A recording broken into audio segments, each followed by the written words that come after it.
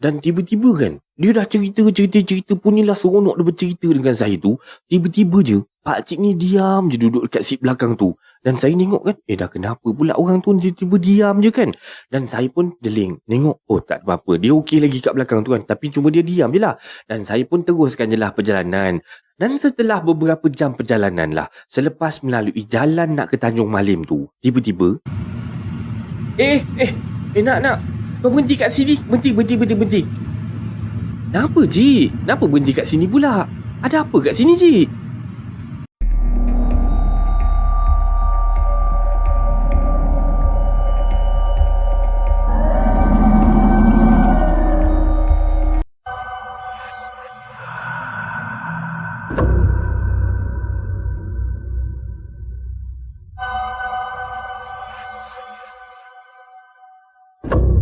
Assalamualaikum warahmatullahi wabarakatuh dan salam sejahtera kepada anda semua.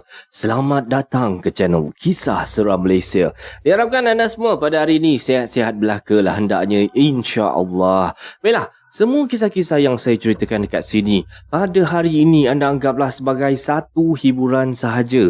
Janganlah terlampau taksub ataupun terikut-ikut ya. Baiklah, sebelum kita bermula, marilah kita sama-sama berdoa kepada Allah Subhanahu wa taala. Bismillahirrahmanirrahim. Waj'alna min baini aydihim saddan wa min khalfihim sadda fa'aghshaynahum fahum la yubsirun. Amin amin ya rabbal alamin. Baiklah, tanpa membuang masa lagi, untuk hari ini KSM ada, kalau tak silap KSM ada 4 cerita lah Jadinya tanpa membuang masa lagi, marilah kita terus ke video yang pertama dengan lafaz Bismillahirrahmanirrahim. Hasbunallah wa ni'mal wakil. Cukuplah Allah sebagai pelindung kami.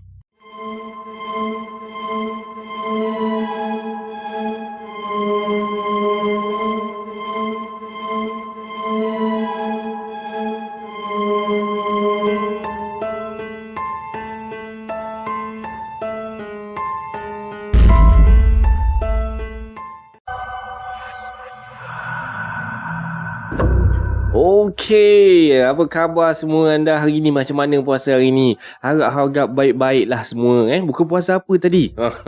Okeylah, jadinya untuk hari ni kita nak cerita pasal benda-benda yang menumpang. Jadinya tanpa membuang masa, kita terus ke kisah yang pertama ni.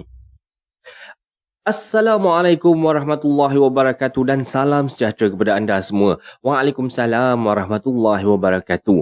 Okey, nama saya Din dan berumur 38 tahun lah. Kejadian seram yang saya alami ni baru saja berlaku dan saya ni bekerja pada waktu pagi dan akan balik ke rumah pada sebelah petang. Begitulah rutin harian saya ni setiap hari. Boleh kata hari-hari lah macam tu, kecuali pada hari Minggu, iaitu hari Ahad. Jadinya, apa yang saya akan buat pada setiap hari Ahad ni? Saya pada hari Ahad ni, setiap hari Ahad ataupun setiap hari Minggu lah, saya akan jadi pemandu e-hailing. Tapi, kadang-kadang jika ada masa terluang ni, pada hari lain di waktu malam pun, saya pun jadi juga. Saya pun buat juga jadi pemandu e-hailing ni. Dan tujuan saya untuk jadi, orang kata buat e-hailing ni lah, sebenarnya hanya untuk nak mengisi masa lapang saya sajalah. Bukannya buat full time, tapi buat part time je. Yelah, suka-suka je, sekadar mengisi masa yang terluang. Sambil-sambil tu boleh jugalah, orang kata buat-buat duit poket kan, buat-buat duit rokok gitulah. Yelah, lagipun saya ni memang ada pekerjaan yang tetap. Bagi yang menjadi driver e-hailing lah, macam buat Uber ke, buat MyCar ke, ataupun GrabCar ataupun yang lain-lain ni lah, pasti akan merasai atau mendapat penumpang yang jenis suka berceloteh ni, suka bersembang, suka cik-cik lah. Dan ada juga penumpang yang jenis pendiam. Betul tak? Tapi yang untuk kisah yang kali ni, apa kisah yang saya nak ceritakan pada kali ni adalah tentang seorang penumpang yang saya ada dapat lah. Dan penumpang yang bagi saya ni, penumpang ni agak menyeramkan sedikit lah orang dia. Dia macam creepy sikit lah orang dia. Okeylah, nak dijadikan cerita, pada satu malam Ahad lah, lebih kurang pukul 9.30 malam macam tu, saya ni dapat satu order lah daripada seorang customer yang macam boleh kata dah berusia lah, dah pakcik-pakcik lah gitu. Dan saya pun panggil lah penumpang ni dengan panggilan pakcik je lah. Sebab, yelah, orang kata satu, kita respect orang tua kan. Dan sebabnya dia pun memang dah berusia lebih daripada saya. Dan memang nampak orang ni dah berumur lah, senang cerita Dan pakcik ni, dia daripada Rawang tau, nak ke Tanjung Malim pada waktu tu. Setelah saya sampai dekat location yang diberikan tu, pakcik ni pun masuk ke dalam kereta dan duduk di bahagian tempat duduk belakang tu. Dan saya pun macam biasalah, bagi salam apa semua, siapa-siapa sikit lah, chit-chat lebih kurang macam tu. Dan saya pun teruslah pandu kereta ni menuju ke destinasi. Dalam perjalanan tu pakcik ni tak berhenti-henti tau. Berborak je dengan saya. Mulut dia tu bersembang sajalah. Dan saya ni pun layankan je lah. Yelah, orang nak bersembang je tak? Takkanlah saya nak tunjuk sombong pula. Ada baiknya jugalah. Sekurang-kurangnya saya ni tak bosan dan taklah mengantuk waktu mandu tu. Sedang saya ni asyik duk berbual-bual dengan pakcik ni dalam kereta tu. Yelah, sebab perjalanan pun dah agak jauh lah. Dan dari satu topik ke satu topik kita orang sembangkan. Tiba-tiba pakcik ni masuk ke satu topik yang saya rasa boleh katakan seram jugalah. Kamu tahu tak? Tahu apa, cik? Pakcik ni sebenarnya boleh nampak makhluk halus tau. Alah, benda-benda alam sebelah ni lah. Pakcik boleh nampak benda-benda macam tu tau. Ish, iya ke pakcik? Ya, betul pakcik ni. Iya, betul lah. Buat apa pakcik nak menipu kamu? Pakcik ni memang boleh nampak benda-benda macam ni. Tapi tak adalah selalu. Kadang-kadang tu nampak, kadang-kadang tu tidak. Oh. Dan saya waktu ni sebenarnya sekadar layankan je lah. Iyalah, hormatkan orang tua lah katakan. Dan pakcik tu terus lagi, sambung lagi bercerita, sambung lagi bersembang dengan saya. Kamu tahu tak? Makhluk halus ni semua ada dekat mana-mana. Dekat mana-mana pun dia ada tau. Sebab tu kadang-kadang bila kita tengah duduk sorang-sorang kan, nanti tiba-tiba kita rasa je macam meremang je macam tu. Dan bila rasa tiba-tiba meremang tu, itulah tandanya makhluk tu ada dekat dengan kita. Yang tu satu. Yang kedua pula, sebab apa kita meremang-remang ni kan? Sebab makhluk tu pun sedang perhatikan kita. Bila kita tengah duduk-duduk dekat mana-mana lah depan kita ada, belakang kita ada, atas pokok ada. Dan kita memang tak akan rasalah kehadiran makhluk ni sampailah makhluk ni perasan yang kita ada dekat dengan dia. Dan apabila makhluk ni perhatikan kita, barulah tubuh badan kita ni ataupun bulu roma ni memberikan signal yang ada sesuatu benda ataupun benda makhluk gaib ni lah yang sedang memerhatikan kita pada waktu tu. Jadi bila kita dapat rasa macam tu, kita kenalah hati-hati. Kadang-kadang kita dengar dia macam panggil-panggil kita lah. Kadang-kadang kita dengar bunyi tapak kaki orang berjalan lah. Dan kadang-kadang kita dengar bunyi yang pelik-pelik lah. Macam-macam lah bunyi kita dengar. Wish, pakcik ni, saya pun cik pernah juga tahu rasa macam tu tau. Waktu tu tengah drive lah malam-malam, buat e-hailing juga, macam ni lah juga kan. Dan waktu tu kereta saya ni kosong, tak ada penumpang. Tiba-tiba je tengah drive tu cik, saya rasa meremang je rasa. Meremang tu sampai ke tengkuk tau. Itulah kamu kerja malam-malam macam ni, kenalah berhati-hati. Iyalah pakcik, baiklah pakcik. Terima kasih banyak-banyak nasihatnya tu ya. InsyaAllah saya cubalah ingatkan apa yang pakcik cakap tadi. Pakcik, saya nak tanya pakcik lah. Pakcik tak takut ke nampak benda-benda macam ni semua? Kau ni tanya macam tu pula. Mau je tak takut, mestilah takut. Tapi nak buat macam mana? Itu sebablah kalau pakcik keluar rumah, pakcik akan keluar pagi-pagi ke, petang-petang ke. Tapi kalau malam memang pakcik jarang lah. Cuma tu lah, yang ini pakcik terpaksa jugalah keluar. Sebab esok pakcik ada urusan dekat Tanjung Malim esok pagi. Dan tiba-tiba kan, dia dah cerita punyalah seronok dia bercerita dengan saya tu. Tiba-tiba je, pakcik ni diam je duduk dekat seat belakang tu. Dan saya tengok kan, dah kenapa pula orang tu tiba-tiba diam je kan. Dan saya pun deling, tengok, tak apa-apa, dia okey lagi kat belakang tu kan. Tapi cuma dia diam je lah. Dan saya pun teruskan je lah perjalanan. Dan setelah beberapa jam perjalanan lah, selepas melalui jalan nak ke Tanjung Malim tu, tiba-tiba, nak kau berhenti kat sini. Berhenti. Kenapa cik? Kenapa berhenti kat sini pula? Ada apa kat sini cik? Tapi waktu ni kan, pakcik tu langsung tak jawab soalan saya. Dan saya pun dah orang kata suruh berhenti kan. Saya pun perlahankan kereta dan berhenti dekat tepi jalan tu. Cik, saya berhenti kat sini okey cik Okey. Dah. Tak apa. Berhenti kat sini pun okey. Biar pakcik turun kat sini je lah. Bukankah tadi pakcik kata nak turun kat Tanjung Malim? Kenapa pula pakcik nak turun kat sini? Kita belum sampai lagi Tanjung Malim, cik. Tak apa. Aku nak berhenti kat sini je. Dan time ni kan sebenarnya saya dah rasa pelik dah. pakcik ni booking nak turun kat tempat lain. Tapi ni turun kat tempat lain pula. Betul lah cik nak turun kat sini. Okeylah cik kalau nak turun kat sini. Tapi tambang tetap sama tau. Sama harga juga tau. Yelah. Pakcik bayarlah. Nah, duit kamu ni. Dan setelah pakcik tu bayar dan saya pun ambil duit tu. Dan sebelum pakcik tu turun daripada kereta ni, dia kata sesuatu dekat saya. Aku ni nak cakap dengan kau ni, tapi sebersalah pula rasa dia. Tapi nak tak nak, aku memang kena cakap jugalah. Tu benda dekat sebelah kau tu, asyik-asyik toleh. Asyik-asyik pandang kat aku. Tak senang hati aku dibuatnya. Cik cakap apa ni cik? Saya tak faham lah. Benda apa cik? Tu. Dekat tempat duduk sebelah kamu tu. Daripada tadi, asyik toleh tengok muka aku je. Lah, kalau muka tu elok tak apa juga. Ini dengan mata dia terjojol keluar. Ish Allah, tak larat aku nak tengok muka dia lah. Dan bila pakcik ni dah kata macam tu je, pakcik tu terus keluar daripada kereta, terus tutup pintu. Macam tergesa-gesa jugalah gaya dia tu. Dan saya ni pula yang duduk dekat dalam kereta tu seorang-seorang, terus rasa macam tak cukup darah dah. Dah rasa macam nak pitam pun ada. Terus meremang satu badan ni. Dan saya tolehlah tempat duduk dekat sebelah saya ni. Memanglah kosong, tak nampak apa-apa. Kosong, tak ada orang kan. Tapi pakcik tu cakap ada orang pula kat situ. Dan sekarang ni, saya ni nak percaya ke tak percaya ni? Tiba-tiba kan, saya dengar suara perempuan macam ketawa dalam kereta saya ni.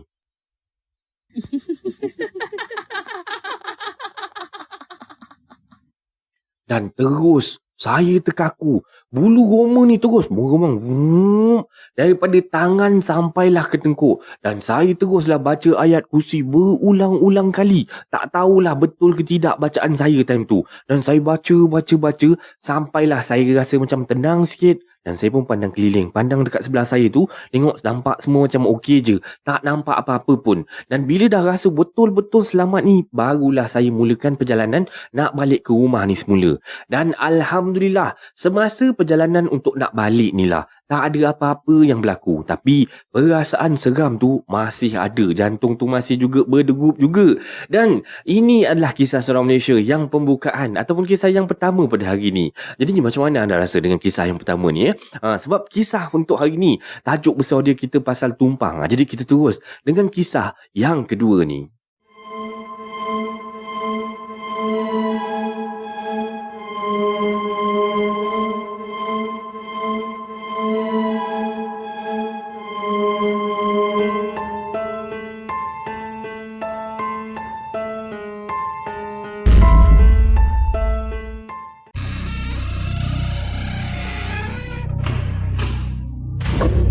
Okey, ini untuk kisah yang kedua ni. Kita terus dengan kisah yang kedua ni. Assalamualaikum warahmatullahi wabarakatuh. Waalaikumsalam warahmatullahi wabarakatuh. Nama saya Amran lah. Dan umur saya ni 38 tahun. Kisah ni terjadi masa saya berada di tingkatan 3. Dan waktu tu saya ni nak balik ke kampung dekat Marang, Kuala Terengganu. Masa tu cuti sekolah lah. Dan ayah saya ni pula waktu tu tengah sibuk ada kerja kata dia. Dan saya sebab nak balik ke kampung ni terpaksalah menumpang lori pakcik saya yang selalu berulang alik ni daripada Terengganu Shah Alam Terengganu. Gitulah kerja pakcik saya ni. Dan dia ni kerja sebagai pemandu lori, mengangkat barang-barang elektronik untuk Proton. Jadinya nak dijadikan cerita lah. Ayah saya pun telefonlah pakcik saya. Yang kebetulan waktu tu pakcik saya ni ada dekat Shah Alam. Nak minta dia ni untuk tumpangkan saya naik lori dia untuk balik ke kampung. Dan bila dah telefon ayah saya pun dah kata gitu, pakcik saya pun setujulah. Dan saya ingat tak ada orang lain dalam lori tu waktu tu lah. Tengok pakcik saya sampai-sampai je dekat depan tu ada seorang lagi yang minta tumpang juga. Tapi dia nak tumpang dekat je lah sampai Tol Gombak je. Dan waktu tu saya pun terpaksalah duduk dekat bahagian belakang lori tu je. Sebab depan tu dah tak ada ruang. Orang tu dah duduk kat depan kan. Punyalah sakit punggung saya waktu tu sebab duduk dekat atas papan je. Dan waktu tu lebih kurang dalam pukul 11 malam lah barulah kami sampai dekat Tol Gombak. Dan saya pun waktu tu bila orang yang kat depan tu dah pergi keluar kat tempat di mana dia nak pergi tu, saya pun beralih lah, saya pun duduklah dekat depan tu. Dan dalam perjalanan menuju ke Terengganu tu lah, saya pun berbual-bual lah kosong. Orang kata berbual chat dengan pakcik saya ni. Dan sebabkan perjalanan tu masih jauh lagi. Tengah dalam duk berbual asyik-asyik berbual dengan pakcik saya tu. Dan saya tak sedar lah. Entah bila tiba-tiba saya dah tertidur dah. Tiba-tiba je. Bangun Am. Am. Am, bangunlah, tutup tingkap tu Am. Tutuplah cepat Am tingkap tu. Hah? Hah? Kenapa cik? Kenapa tutup tingkap?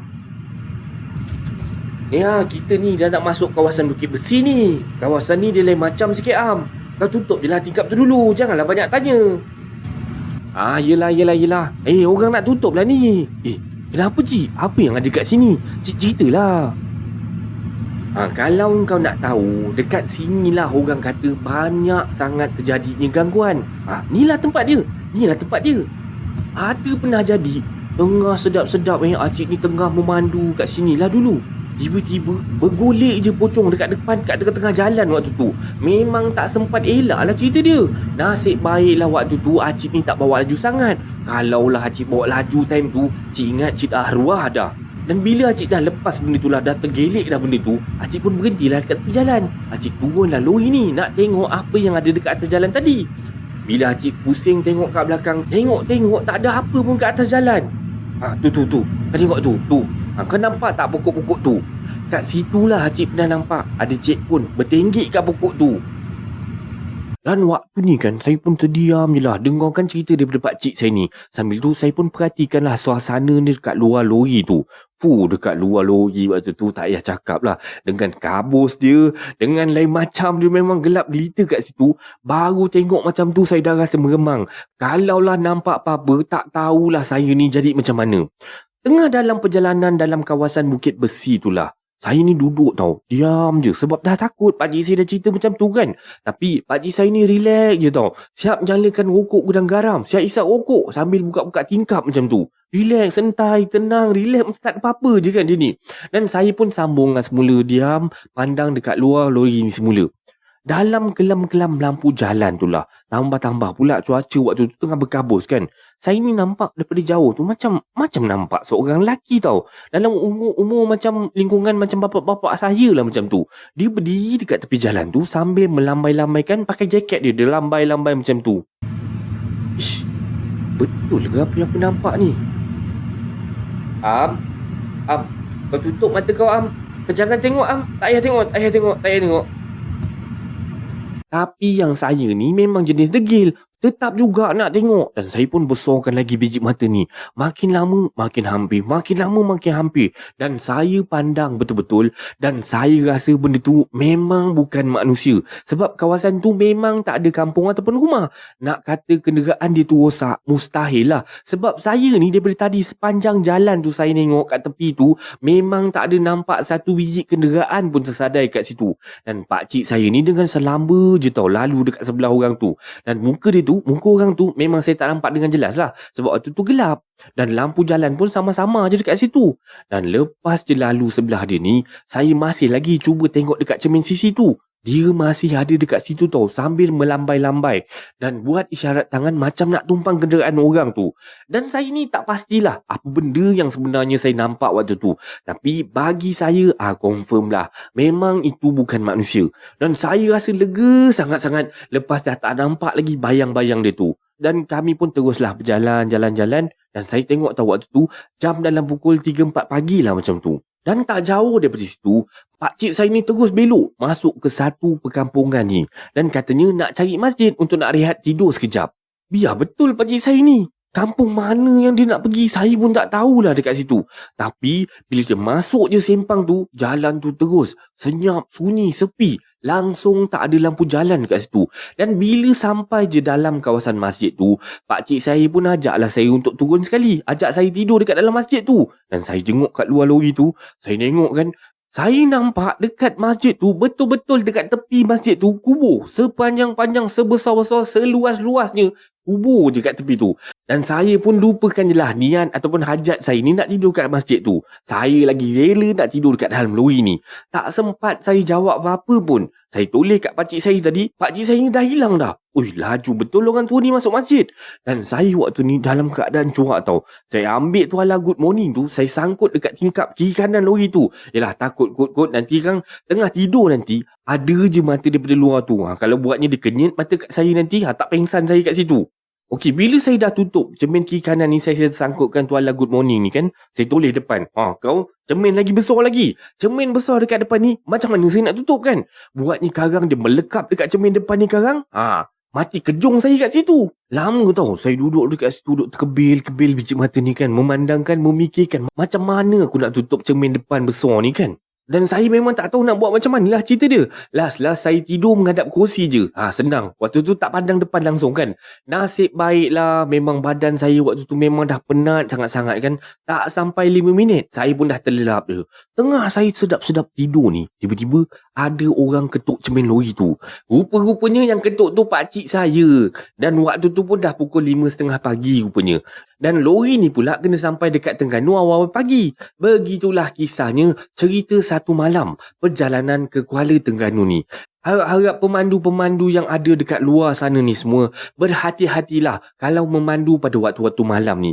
Berhentilah dulu kalau dah rasa penat sangat ke, dah rasa ngantuk sangat ke kan. Rehatlah dulu.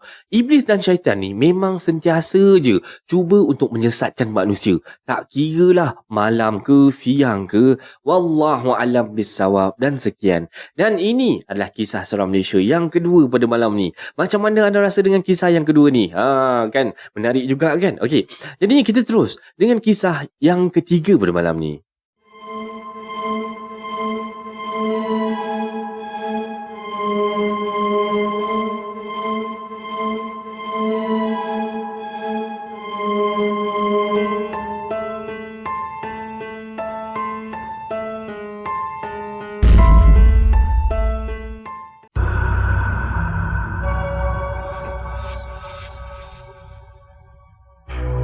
Okey, baiklah, sampailah kita ke kisah yang ketiga pada malam ni ya. Semoga kisah-kisah yang KSM yang sebelum-sebelum ni KSM ceritakan ni dapatlah menghiburkan anda pada hari ni. Jadinya, kita terus dengan kisah yang ketiga ni.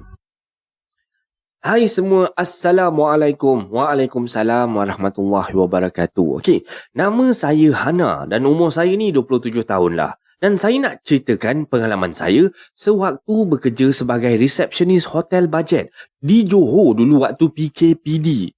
Dan masa ni kedai-kedai semua boleh buka sampai pukul 8 malam je. Tapi disebabkan hotel saya ni dapat surat MITI, jadinya kami ni dibenarkan untuk buka sampai pukul 12 malam.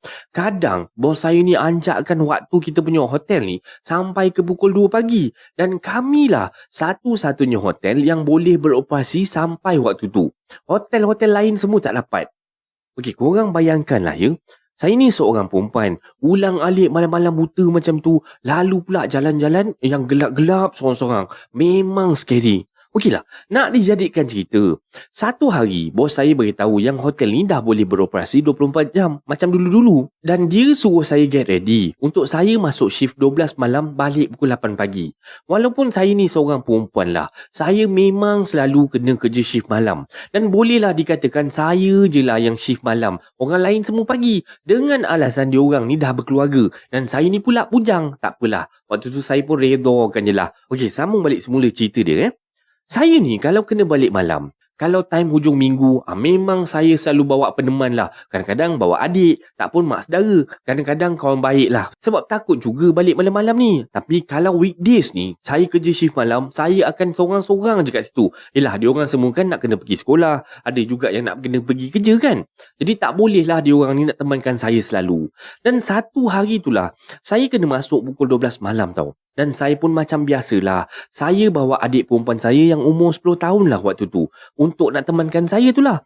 Dan dia pun macam biasalah. Dengan buku dia, dengan tab dia, duduk dekat sofa belajar sorang-sorang. Dan saya pula waktu tu sibuk selesaikan semua urusan lah. Buat itulah, buat inilah. Macam-macam lah kerja yang saya buat. Yelah kan, saya ni kan kerja sorang-sorang je shift malam tu. Waktu tu kan tepat pukul 3 pagi macam tu. Saya baru je nak duduk sekejap nak rehat lah. Tiba-tiba saya ni terdengar bunyi budak ketawa dan berlari-lari dekat depan hotel tu. Dan hotel saya ni dia pakai pintu kaca tau. Macam lah biasalah hotel-hotel biasa kan. Pintu kan biasanya kaca kat depan tu kan. Tapi saya dah lock lah siap-siap sebab takut ataupun risaukan perompak.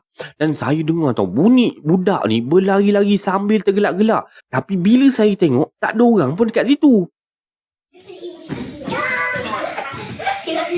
Jadinya saya pun buat bodoh je lah. Dan saya anggap anak gas lah tengah main ataupun buat bising daripada bilik diorang. Dan saya pun sambunglah duduk semula untuk berehat semula tu. Sambil saya perhatikan adik saya tu, saya tengok dia pakai earphone tau dengan lagu. Dan saya perasan bunyi budak-budak bermain tadi tu makin lama makin kuat. Makin kuat pula bunyi dia tu. Dan pintu hotel yang saya kunci tu pun macam ada orang cuba nak buka. Bergegar-gegar pintu tu. Korang boleh bayangkan tak Pintu kaca dah kunci, orang paksa buka kan. Dan bergegar-gegar macam tu. Macam tu lah yang saya nampak waktu tu. Dan saya waktu ni kan dah mula rasa tak sedap hati tau. Saya pun panggil adik saya untuk duduk dekat sebelah saya. Dan dia kata okey sekejap. Dia kata dia nak kemas dulu barang-barang dia. Dan saya pun sambung lah semula duduk kat situ. Tiba-tiba saya tengah duduk-duduk tu, tengah adik saya ni kemas-kemas. Adik saya ni terjerit tau. Terus dia berlari ke arah saya. Dik, kenapa ni? Kenapa jerit-jerit ni? Kak, kat luar tu kak. Kat luar tu ada budak ajak adik main dengan dia. Orang tak nak main dengan dia lah kak. Orang takut. Muka dia kak. Ya Allah. Muka dia kak. Dan saya pandang cermin pintu depan tu. Tapi masih lagi tak nampak apa-apa. Tapi saya boleh dengar dan nampaklah kat situ cermin pintu tu macam ada pergerakan kat pintu tu. Terus menggigil saya waktu tu. Saya pun buka lah ayat kursi dan bacakan doa dan tiup dekat adik saya ni. Dan adik saya menggigil-gigil, melalak macam dah nak kena kerasukan waktu tu.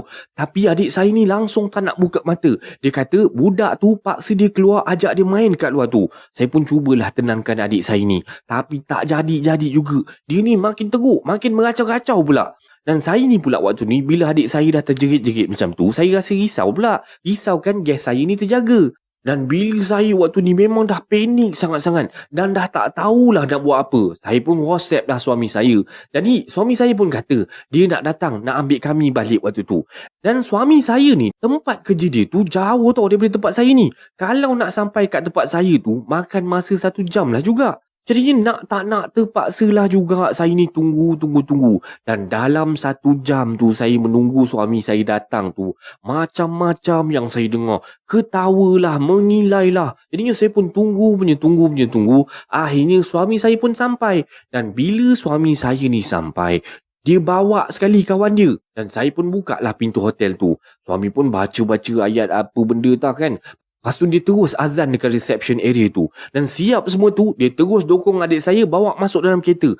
Dan saya pun tutup lah apa yang patut. Dan terus nak gerak keluar. Dan waktu saya nak keluar tu, siap je saya kunci pintu depan tu. Korang bayangkan lah ya.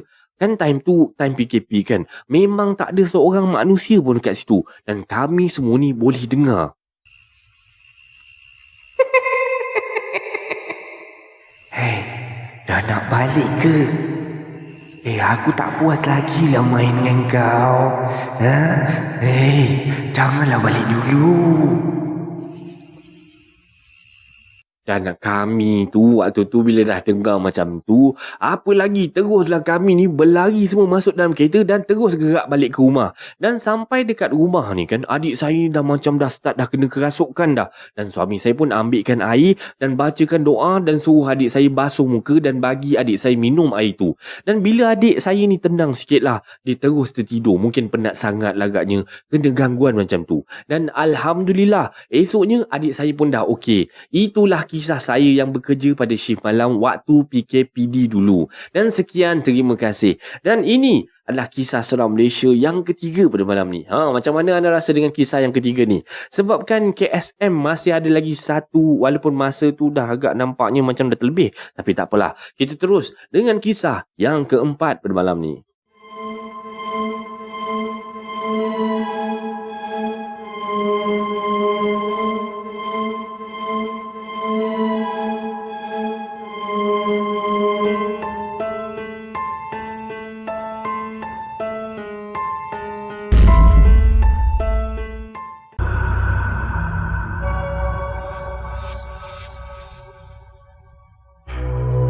Okey, baiklah, sampailah kita ke kisah yang terakhir pada malam ni. Semoga anda semua masih lagi stay tune dengan KSM. Lagi satu minta tolonglah Kalau ada iklan tu, minta tolong sangat-sangat janganlah di skip iklannya tu. Okeylah, tanpa membuang masa, tanpa chit-chat banyak-banyak, kita terus dengan kisah yang terakhir pada malam ni. Untuk kisah yang terakhir ni kita terus dia. Assalamualaikum warahmatullahi wabarakatuh. Waalaikumsalam warahmatullahi wabarakatuh.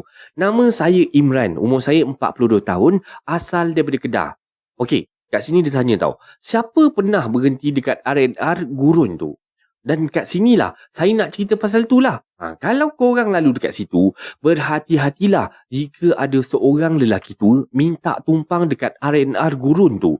Dan kejadian ni berlaku ketika saya berhenti isi minyak dekat Caltex R&R gurun. Dan waktu tu, saya ni dalam perjalanan untuk balik ke Tokai. Sedang saya isi minyak tu lah tiba-tiba datang seorang lelaki tua. Nak? Anak nak ke mana ni? Anak nak ke mana? Boleh pakcik tahu tak? Cik. Cik, saya nak ke Tokai, cik. Saya nak pergi Tokai ni. Kenapa ya? Nak, boleh tak kalau pakcik nak tumpang sampai ke Pendang tu? Boleh. Tak ada masalah. Tak ada masalah lah. Boleh lah, cik. Dan kebetulan, memang saya nak keluar dekat highway dekat exit Pendang tu. Dan waktu tu kan saya tengok jam. Dan masa tu lebih kurang jam 12 malam. Dalam hati saya ni tertanya-tanyalah juga. Daripada mana pula lah orang tua ni datang? Dah lah tengah-tengah malam macam ni.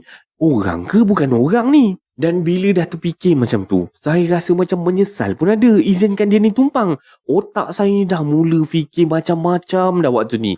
Nampak? Daripada segi rupa pakcik ni lah. Agak kemas lah dengan jubah putih dia, serban siap berjanggut, janggut pun cantik dia terletakkan.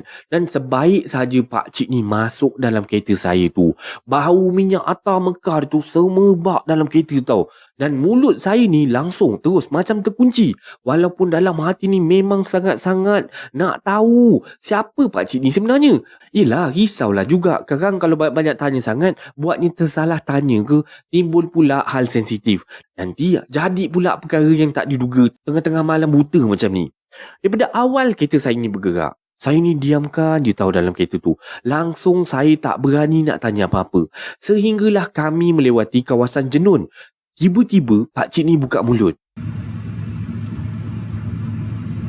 Nak?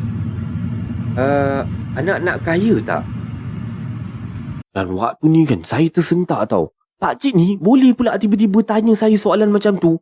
Dan saya waktu ni kan, kepala otak ni terus bercantum dah sel-sel itu kan. Saya memang dah agak dah. Orang tua ni bukan orang sembarangan. Entahlah Tok Wali ke, entah jin ke, entah syaitan ke. Kita tak tahu siapa dia tu kan. Kenapalah saya ni boleh gatal sangat tumpangkan dia ni tadi. Ya Allah. Tengoklah sekarang ni dah jadi bala macam ni dah. Tiba-tiba je dia tanya soalan macam ni. Siapa tak pelik? Dan sekarang ni dia tanya saya nak kaya ke tidak. Nanti kalau saya jawab nak, entah ke manalah dia nak ajak saya pergi. Lepas tu, entah apa pula yang akan jadi pada saya. Dan orang tua misteri tu ada dalam kereta saya. Dan hanya kami berdua je yang ada dalam kereta ni. Dan saya pun dah tak tahu dah nak buat apa dah time ni. Nak jawab apa pun saya tak tahu. Dan saya diamkan aja. Langsung tak jawab soalan pakcik ni tadi. Rasa takut pula nak jawab. Buatnya kalau saya jawab, jawapan tu salah ke apa, terus tak jumpa jalan balik ke apa nanti. Jadinya waktu tu saya pun ambil pendekatan, saya pun tak nak jawab, saya diamkan je tau. Dan untuk nak memastikan tak ada apa-apa perkara yang lebih buruk lah berlaku. Sampailah dia turun dekat Pendang nanti. InsyaAllah lah tak ada apa-apa lah. Lagipun Pendang tu dah tak jauh sangat kan. Jadi saya pun teruskan pemanduan. Memandu. Saya fokus tau. Pandang ke depan je. Langsung tak toleh ke sebelah penumpang. Yelah pakcik tu duduk kat sebelah saya. Kamu ni nak kaya ke tidak? Tak apalah pakcik. Tak payahlah. Saya syukur cik dengan apa yang ada ni. Cukup makan pakai anak beranak. Saya dah syukur sangat-sangat cik. Tak kaya pun tak apalah cik. Dan dalam sama cahaya lampu jalan tu, saya nampak tau pakcik tu dia macam tersenyum macam tu. Dan lepas tu pakcik tu terus tak kata apa dah. Dia diam je sepanjang perjalanan tu. Dan tak lama kemudian kami pun sampailah dekat exit Pendang tu. Dan pakcik tu pun mintalah saya turunkan dia dekat situ. Katanya anak dia akan datang jemput dia dekat situ sebelum orang tua tu turun daripada kereta. Dia pun cerita, "Nak, macam ni lah nak. Pakcik ni sebenarnya dalam perjalanan balik ke Pendang dari Sungai Petani. Sampai dekat gurun tadi, minyak kereta pakcik ni terus habis. Nak isi minyak, beg duit pakcik pula tertinggal. Dalam poket ni 1 sen pun tak ada. Dan pakcik pun dah telefon lah anak pakcik tadi. Tapi masa tu dia belum habis kerja. Jadi kebetulan jumpa anak pula kan. Dan anak pun kata nak pergi ke Pendang ni kan. Pakcik pun minta lah tumpang. Jadinya senang lah anak pakcik nak datang ambil pakcik pun tak adalah jauh sangat. Tapi itulah, pakcik sebenarnya tak tahulah nak bagi apa ke anak ni, tanda terima kasih. Nampak dalam poket ni langsung pula tak bawa duit. Jadi kaya ni je lah yang pakcik ada dalam kereta tadi. Harap anak sudilah terima. Nanti bolehlah makan dengan roti. Nanti sedang-sedang singgahlah datang rumah pakcik ya.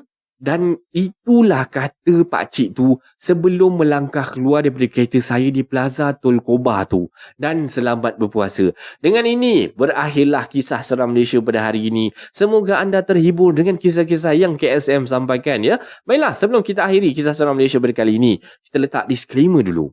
Semua kisah-kisah yang saya ceritakan dekat sini pada hari ini anda anggaplah sebagai satu hiburan sahaja. Jangan terlampau taksub ataupun terikut-ikut ya. Sebarang komen, like dan share daripada anda semua amat-amatlah dihargai. Dan terima kasih pada yang dah sudi subscribe di channel Kisah Seram Malaysia.